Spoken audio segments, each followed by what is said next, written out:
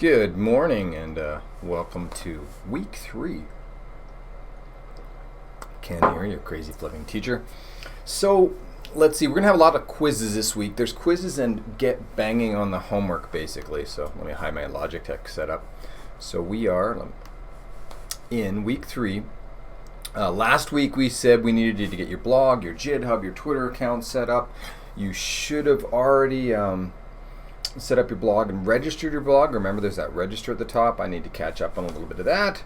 But really, I've said this to a lot of you. Your job really is make sure you have your blog and you post to your blog. It's my job, my responsibility to make sure I'm seeing those things. That said, I want to get them in and online and registered for our blogging system so that your posts are going to be showing up here. All right, so you should have read chapter 1, you should have read chapter 2. I'd jump through and start looking through chapter 3, chapter 4, just keep advancing. The faster you can get ahead of things. We don't want to finish the last chapter of the book at the end of the semester. We really want to crank through it in the first 10 weeks or less so that we can spend a lot of the semester at the end reinforcing and doing larger projects. Okay, so there's that. So for this week, what I want you to be working on is WSQ 2, 3, and 4, and obviously 0 and 1 if you haven't done that. So 2 talks about flipped learning. Some of you already done this.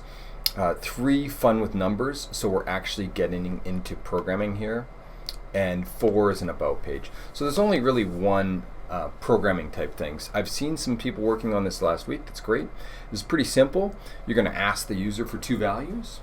You're going to check those 2 values and you're going to report what is the sum, the difference, the product, the integer-based division, and the remainder of the integer-based division of those 2 numbers. So they should be integers. Don't worry too much right now if the user messes you up and gives you a floating point number. Just don't worry about that stress right now. We'll worry about error checking later.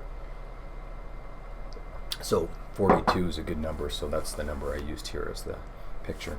So 2, 3, and 4. I keep going. Go for 5 as well. Picking temperature and doing some calculations, but I'll slow down a bit here for you. The other thing I want to do is quizzes. Hopefully the network works really well for the 11:30 group, and we'll do that quiz we were meant to do last week. I'm going to do quizzes this morning and Tuesday. Some simple quizzes that check chapter 1 and chapter 2.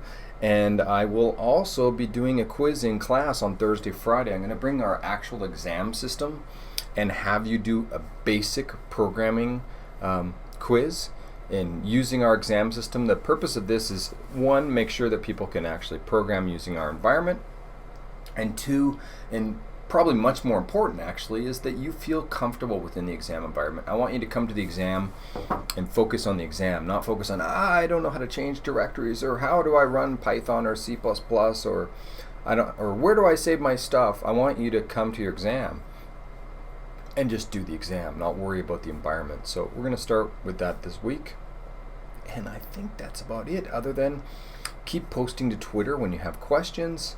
Or sharing stuff you want to share. Keep reading that book. You should be jumping through to chapter 3, chapter 4. Check things out on lynda.com if you want, and have an awesome week.